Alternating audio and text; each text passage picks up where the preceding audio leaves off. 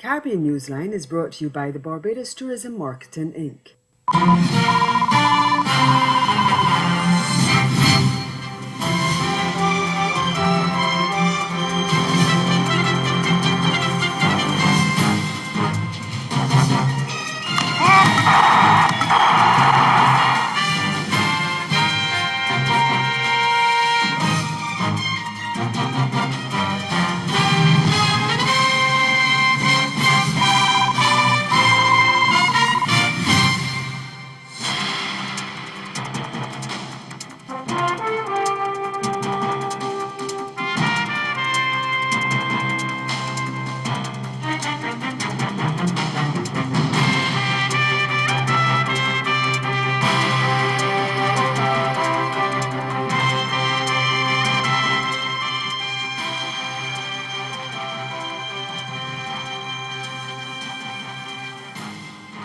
A senior official of the International Monetary Fund dismissed a suggestion by Antigua and Barbuda that the institution has been pushing for a new agreement with St. John's. That's our top story in Caribbean Newsline for Monday, April 10. From the CMC News Center in Bridgetown, I'm Nicole Best. Good evening. The statement from the IMF representatives comes on the heels of Prime Minister Gaston Brown's assertion late last month that the institution was trying to force financial help on his administration. The IMF chief of mission responsible for Antigua and Barbuda, Dr. Arnold McIntyre, has, however, praised the Gaston Brown administration over its economic policies that have resulted in the island being among some Caribbean countries registering economic growth. McIntyre says the last time the IMF had discussions with Prime Minister Brown on the issue was almost 3 years ago.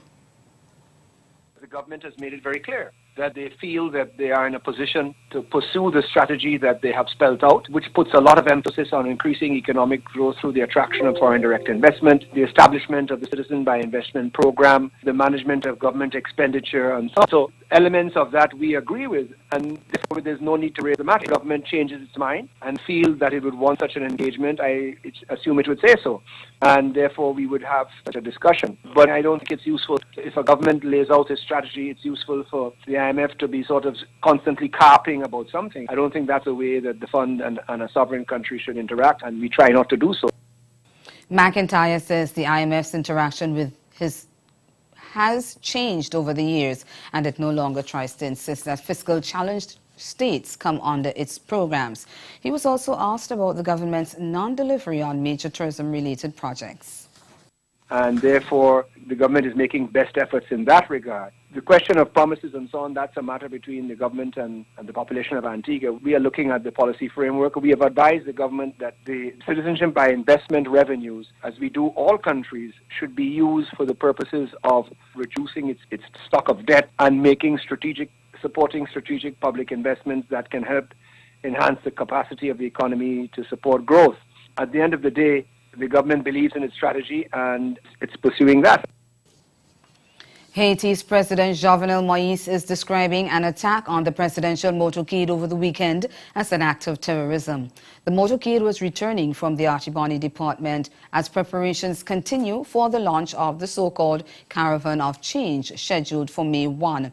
According to reports, angry demonstrators set up barricades protesting the decision taken by former President Michel Martelly to divide the commune of Archeig into two. The president was not hurt in the attack. The police have not confirmed reports that the president's security detail of exchanged fire with unknown gunmen during the incident. A statement released by the office of the president says these acts against the life of the president are a serious threat against public peace and state of safety. It says a serious investigation will be conducted and the perpetrators will be brought to justice. 6 people were shot dead in Jamaica over the weekend as authorities continue to grapple with the ways to stem the level of crime in Western Jamaica.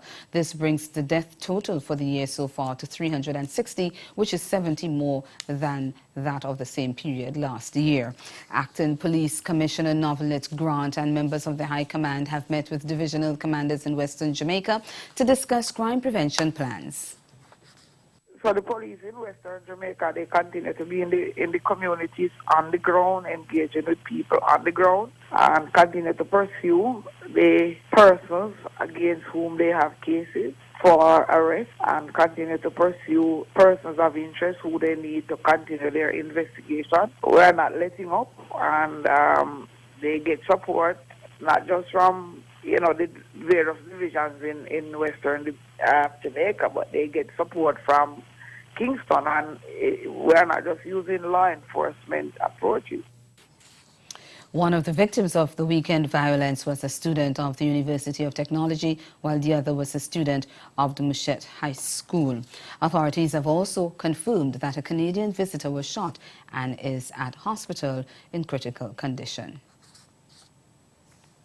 The Barbados government declares zero tolerance for sexual harassment by employers. Labour Minister Esther Bayos-Suku told a conference of her ruling Democratic Labour Party on the weekend that government will soon enact legislation to deal with employers who make unwanted sexual advances to employees. Women, men too, young boys too, young girls too, who go to work and they are afraid to go to work because they're being harassed by the boss. The boss is telling them, I need you to do so and so for me, and if you can't do such and such, well, I ain't sure that you can get that day off you wanted next week, or I ain't sure about that promotion that you were supposed to get, and all of these kinds of things, and they still happen in the 21st century. They've been happening forever. They've been happening that's been happening from plantation days. When Master say, lie down, you lie down. All right? But it still happens today in the workplace. And we have to ensure that it cannot happen. That at least in our workplaces, our workers are protected. And this legislation is going to be with us very shortly. Bayos-Suku says the legislation could be enacted before the next general election, which is constitutionally due next year. Over in the Bahamas, electoral officials have extended the deadline for voter registration.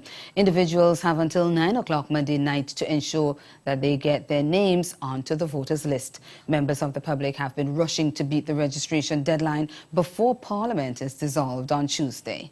Some people are coming late because some told me that they did not come before because they did not want their cards to be marked up because of boundary changes. So these now latecomers are people who were waiting for the boundaries to be changed. And so we are taking in quite a number of the lines along, but we asked them to be at your best behavior, and we're going to get it right at the end of the day. In numerical figures, Kalani has reached the same numerical number that they had in 2012, and all of the numbers going quite well.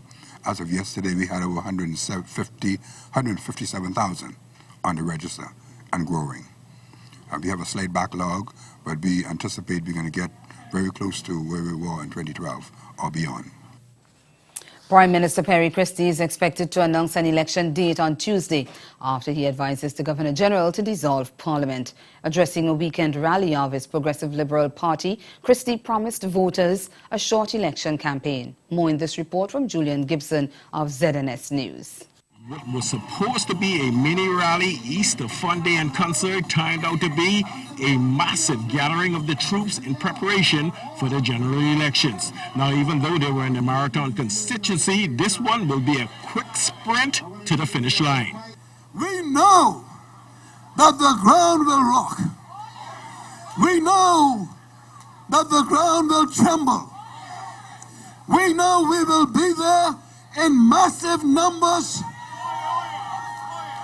in the spirit of the Progressive Liberal Party, all for one and one for all. A successful conclusion to Bama, the creation of BAMSI, the University of the Bahamas, and a long shopping list of achievements. The Prime Minister told the crowd on hand, judge his team on that record rather than the rhetoric. At no time in the history of this country have you had a government that has done more on all the islands together in the history of this country than my Progressive Liberal Party government.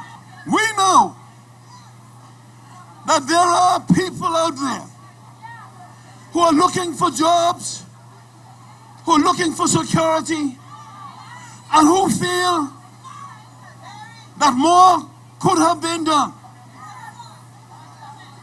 We've never claimed to be perfect.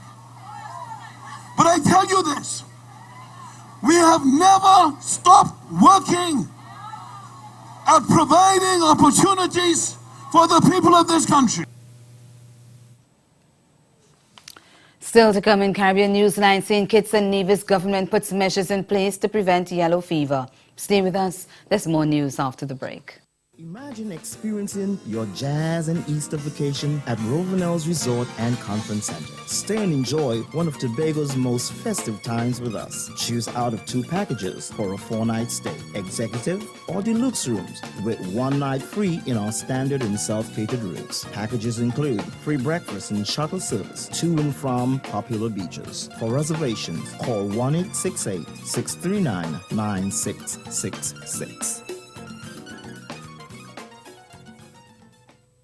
Picture this. Get away to one of the world's most beautiful islands to experience the Digicel Barbados Reggae Festival 2017. 4 of the biggest reggae events. April 23rd to April 30th. Featuring the biggest names in reggae. Popcon, Spragga Benz, Sanchez,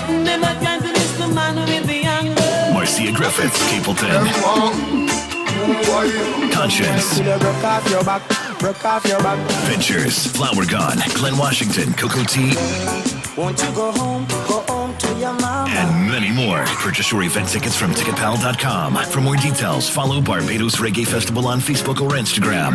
Barbados, always on. Come play at the 50th edition of Antigua Sailing Week. Not a sailor, not a problem. Chase the race from the best beach locations and party in the ocean. On our beaches, a different one each day.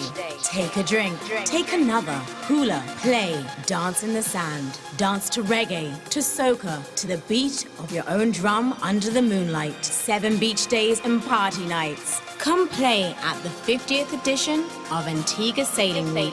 April 29th to May 7th, 2017. Are you up for the challenge?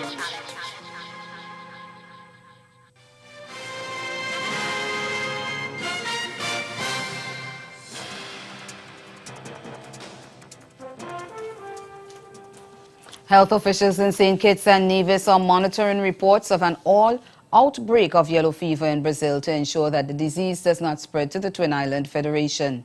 Days after a visitor from the Netherlands reportedly contracted the disease in Brazil, Chief Medical Officer Dr. Hazel Laws says the Ministry of Health is monitoring the outbreak there. She says surveillance at ports of entry will be increased. Laws noted that the additional screening will be done on visitors from all countries with a yellow fever epidemic.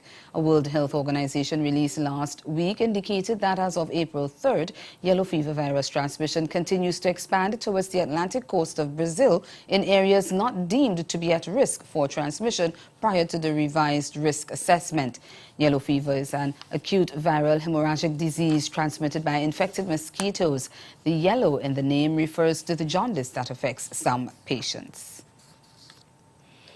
Over now to Trinidad and Tobago. There is defiance from the Oilfields Workers Trade Union as another in a major oil platform is shipped abroad to be fabricated. BPTT announced that it will be fabricating its Angeline platform outside of Trinidad and Tobago, and some energy stakeholders believe their decision is linked to the industrial relations climate in the country. But OWTU President General Ansel Roger says the union will not back down on industrial action. CNC3's Cindy Raghubar Tika Singh tells us more. Take your platform and go, because we are not prepared to have any type of construction in an environment that is unsafe, unhealthy, and certainly that is void of good industrial relations practices and so on.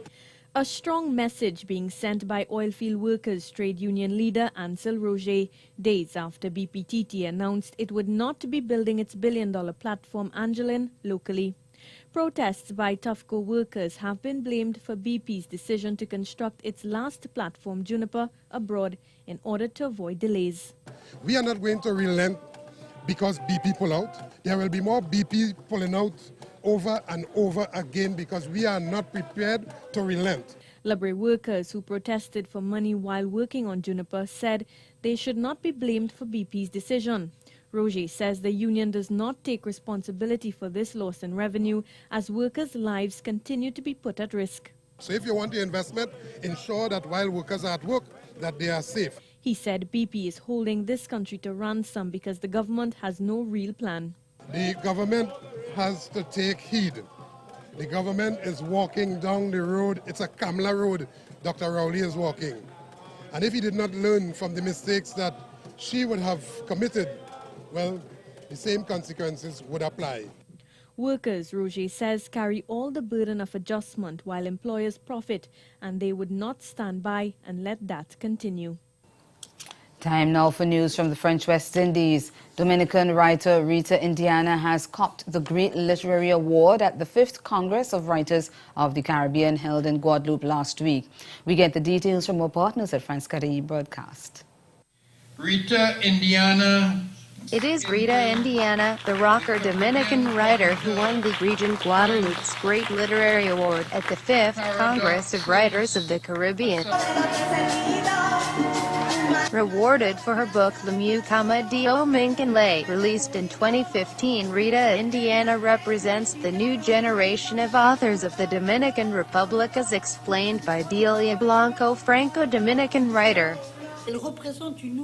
She represents a new generation of writers. She's Dominican. The Dominican Republic wins through her a literary prize, but it's a new generation of the Caribbean who wins this prize. Because Rita Indiana, who is she? She's a writer who responds to the new values of literature and the new semantics. The semantics that mixes writing with music and at the same time the message between ecology and rebellion.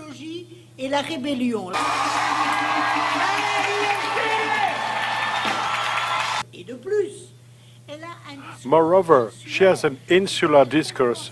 That is to say, she thinks that the dialogue between the Dominican youth and the Haitian youth is possible. And all this at the rhythm of the urban music in writing. That is Rita Indiana. I'm happy for the emerging writers of the Caribbean. They had in this contest a beautiful place through her. An original choice on the part of the jury of this 5th Congress of Writers of the Caribbean, which was held from April 6 to 9 at the Memorial ACTE in Guadeloupe, a congress entirely supported by the Regional Council. As a territorial collectivity of Guadeloupe, the region has decided to favor the rapprochement with the neighboring countries of the Caribbean. And culture is an important vector for this rapprochement. This is the reason why the Congress of the Writers of the Caribbean was imposed upon us, because we felt that this Congress should make it possible to get closer. We thank our partners over at France Caraïbes Broadcast for this week's submission, and we encourage you to join us every Monday for news from the French West Indies. And ahead in Newsline Sport, Windies brought down to earth as Pakistan level series in the second one-day international. Stay with us. Sport is next. The most anticipated musical experience returns.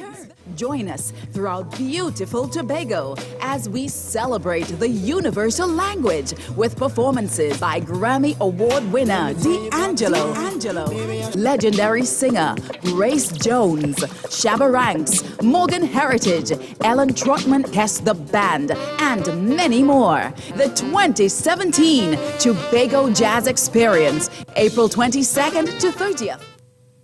Have you or someone you know been diagnosed with diabetes? If so, it is important that you know about Glucerna. Glucerna is a nutritional supplement for people with diabetes and contains Carb Steady, which helps minimize blood sugar spikes. Manage your diabetes with Glucerna.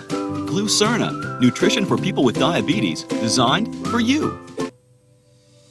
In a place where legends start, the beach is just the beginning. So live a little for the exhilaration and the color of every moment, where time is and life is a spirited event. Immerse yourself in the culture, the music, the people, the island. Love Antigua and Barbuda. Embrace an experience that leaves you breathless, from cricket to sailing week to carnival and more. Antigua and Barbuda, the beach is just the beginning.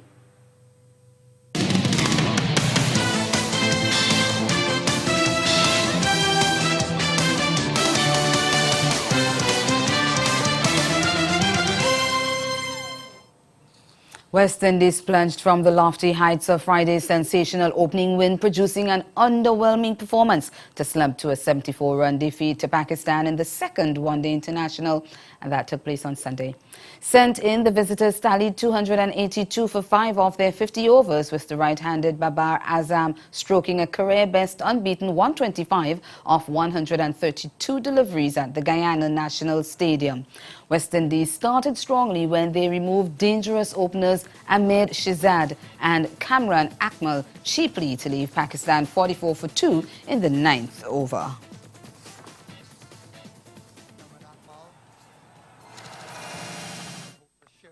The new balls back, using the new ball, missed a difficult chance there. Chadwick Walton.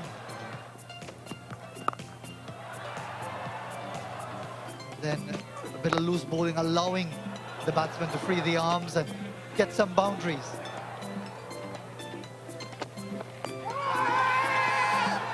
Asking the question again, Holder, in the midst of a very economical spell. And another catch down the leg side, this time of Alzari Joseph. Babar Azam is looking to get into stride. He's a classy player. Full toss from Bishu, helping Pakistan along. But they were at the midpoint of the innings, really struggling to get things away. And this was a clever bit of cricket. Ashley nursed the bowler, the keeper brought into the act, stumping down the leg side.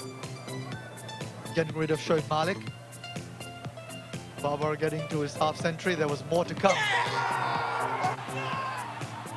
And Devendra Bishu, really excellent. The one that got away for Shea Hope, had no chance with this one.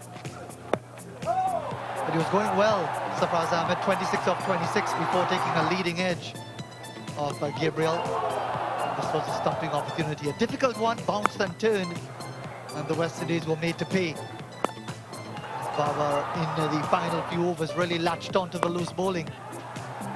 Alzari Joseph was all over the place, frustrated, unsettled, and that allowed him to bring up his 5th one-day international 100 and 4th against the West Indies in the 49th over. More big hitting to come though. Jonathan Carter entrusted with the final over. Jason Holder taken apart as well. There was some really powerful hitting towards the end. Set 283 to win and wrap up a series victory over Pakistan for the first time in nearly 30 years. West Indies slumped when it mattered most and were bundled out for 208 of 44.5 overs at the Guyana National Stadium. Captain Jason Holder top scored with a career best 68, while Ashley Nurse got a robust 44. But the Windies batting suffered a spectacular failure, with none of the top 6 getting past 15. Pacer Hassan Ali was outstanding, claiming 5 for 38, while off-spinner Mohammad Hafiz picked up 2 for 23 as the euphoria from the successful record run chase 3 days ago all but dissipated. Chance put down early on. Substitute fielder Fakhar Zaman put it down. Looked as if the luck might be going the West Indies' way in the innings after Pakistan rattled up 282 for 5. Evan Lewis always strong on the offside, off the back foot or the front.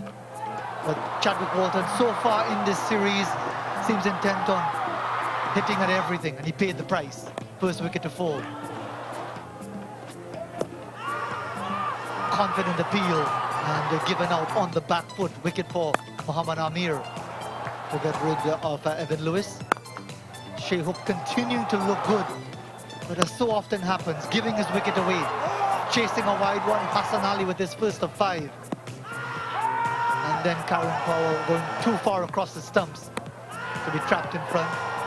Jason Mohammed was struggling to the line of attack from Hassan Ali. And whether or not the pressure took its toll, he perished at the other end, gloving the sweep, and a good catch, good diving effort from Sarfraz, giving Mohammad Hafiz the wicket.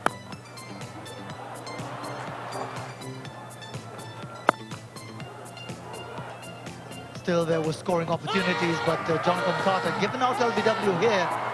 he was persuaded not to review by his captain, and the review, if he had been taken, would have had him reprieved, but the decision was already made. Then came a bit of resistance. Ashley Nurse really swings into everything. His was a match-winning innings 2 days ago. This time around there was too much to do. But he got to his best in one-day international cricket, flailing away at anything within reach, and a bit of confrontation as well with Hassan Ali, and getting his own back. But the fast bowler would have the last laugh, trapping him plumb in front. He went for 44. Devendra Bishu was trying to survive, but really couldn't figure out Shadab Khan, and he perished. It was left to the captain, Jason Holder, to keep the West Indies in with some glimmer of hope. Big six there, helping him towards a half-century, and he would get his best in one-day international cricket. But then a bit too adventurous, and Babar Azam taking the catch, and wouldn't be much long after that. After the departure of Alzari Joseph, that the captain also departed to give Hassan his 5th wicket. After the match, assistant head coach Toby Radford said West Indies needed to stick to the game plan they used against Pakistan in the first ODI. We did. We played well, but the horse had bolted a bit. We didn't get the start we've been getting. We were getting some really good first power plays in the last few games, and we also in the T20s recently. But we lost early wickets, a few soft dismissals. I think when you look down our scorecard, quite a few guys got into the teens, 10s and 12s and 15s, but didn't go on and found sort of soft ways of getting out. And I think what we did really well the other day was kept to a simple game plan of playing straight up and down the ground, keep the wickets in hand, and then hit at the end. And you saw today, even when we had those, we'd lost wickets, Jason Holder came in, simple game plan, Ashley Nurse, simple game plan, and they both came away with 50s and and 80s and made it look simple. Looking ahead to Tuesday's decipher, Radford is hoping for a strong finish. And that's the sport. Stay with us. We'll be right back. Caribbean Newsline is brought to you by the Barbados Tourism Marketing Inc. Grow your business or promote your event through the services offered by the Caribbean Media Corporation and CaribVision. Our distribution provides a platform on cable, terrestrial television, and websites. We cover carnivals and events from across the region. We can bring your event live and alive to the world. For music makers, program producers, businesses, we can expand your reach to in excess of 2 million households daily. Our other services include news updates to enhance your media products, studio space for program and development. We can facilitate the launch of new products and services and training. Contact us and we will help you unleash your creative ability, develop products and services, and provide the medium to watch them grow. Contact Loretta Skeet at cmccaribbean.com or call her 1-246-467-1044 or 1-246-253-3889. Call and book your carnival or event today. Make your special event in Barbados a memorable one. Let Pangrove Elegant Events transform the concept of your dreams into a magical reality. We provide everything you need for your event, from the understated to the stately. Our team can reimagine your indoor or outdoor space or explore the scenic, lush gardenscape of our event venue at Sugarland Gardens. Celebrate life's milestones with Pangrove Elegant Events and Sugarland Gardens and experience the elegant side of Barbados. Again, the major developments of this day, a senior IMF official of the International Monetary Fund dismisses a suggestion by Antigua and Barbuda that the institution has been pushing for a new agreement with St. John's. And in sport, West Indies looking to rebound from Sunday's defeat to Pakistan on Tuesday. That's Caribbean Newsline. For news and sport around the clock, log on to KanaNews.com. We'll be back here again tomorrow. But from all of us at CMC News, thank you for watching and do have a good night.